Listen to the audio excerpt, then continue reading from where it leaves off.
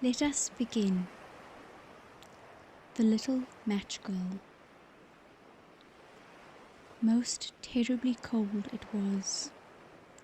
It snowed and was nearly quite dark and evening, the last evening of the year. In this cold and darkness there went along the street a poor little girl, bareheaded and with naked feet. When she left home, she had slippers on, it is true. But what was the good of that? They were very large slippers, and the poor little thing lost them as she scuffled away across the street because of two carriages that rolled by dreadfully fast.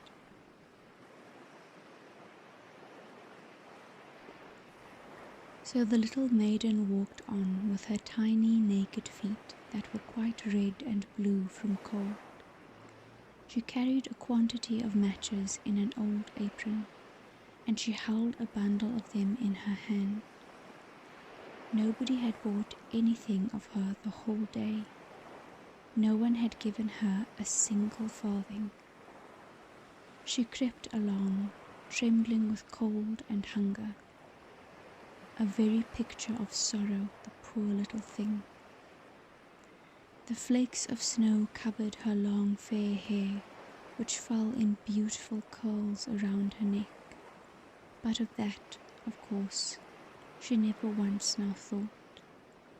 From all the windows the candles were gleaming, and it smelt so deliciously of roast goose, for it was New Year's Eve. In a corner formed by two houses, she seated herself down and cowered together. Her little feet she had drawn close up to her, but she grew colder and colder, and to go home she did not venture, for she had not sold any matches and could not bring a farthing of money.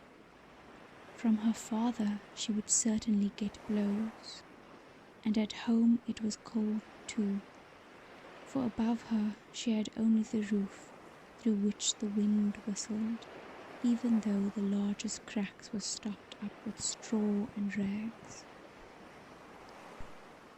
Her little hands were almost numbed with cold. Oh, a match might afford her a world of comfort if she only dared take a single one out of the bundle, draw it against the wall, and warm her fingers by it. She drew one out. How it blazed, how it burnt. It was a warm, bright flame, like a candle, as she held her hands over it. It was a wonderful light. It seemed really to the little maiden as though she was sitting before a large iron stove with burnished brass feet and a brass ornament at the top. The fire burned with such blessed influence. It warmed so delightfully. The little girl had already stretched out her feet to warm them too, but the small flame went out, the stove vanished, and she had only the remains of the burnt-out match in her hand. She struck another against the wall. It burned brightly, and where the light fell on the wall, there the wall became transparent like a veil, so that she could see into the room. On the table was spread a snow-white tablecloth. Upon it was a splendid porcelain service, and the roast goose was steaming famously, and what was still more capital to behold was the goose hopped down from the dish, reeled about on the floor with knife and fork in its breast, till it came up to the poor little girl, when the match went out, and nothing but the thick, cold, damp wall was left behind. She lighted another match. Now, there she was, sitting under the most magnificent Christmas tree. It was still larger and more decorated than the one she had seen through the glass door in the rich merchant's house. Thousands of lights were burning on the green branches, and beautifully colored pictures, such as she had seen in the shop windows, looked down upon her. The little maiden stretched out her hands towards them when the match went out. The lights of the Christmas tree rose higher and higher. She saw them now as stars in heaven. One fell down and formed a long trail of fire. "Someone is just dead," said the little girl, for her grandmother, the only person who had loved her and who was now no more, had told her that when a star falls, a soul ascends to God. She drew another match against the wall.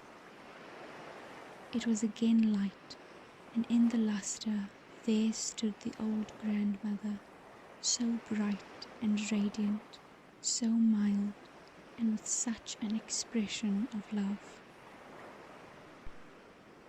"Grandmother," cried the little one, "oh, take me with you. You go away when the match burns out. You vanish like the warm stove, like the delicious roast goose, like the magnificent Christmas tree." And she struck the whole bundle of matches quickly against the wall, for she wanted to be quite sure of keeping her grandmother near her. And the matches gave such a brilliant light that it was brighter than at noonday. Never formerly had the grandmother been so beautiful and so tall. She took the little maiden on her arm, and both flew in brightness and in joy so high, so very high. And then above there was neither cold, nor hunger, nor anxiety. They were with God. But in the corner at the cold hour of dawn sat the poor little girl, with rosy cheeks and with a smiling mouth, leaning against the wall, frozen to death on the last evening of the old year. Stiff and stark sat the child there with her matches, of which one bundle had been burnt. She wanted to warm herself, people said. No one had the slightest suspicion of what beautiful things she had seen. No one even dreamed of the splendor in which, with her grandmother, she had entered on the joys of a new year. And that is that.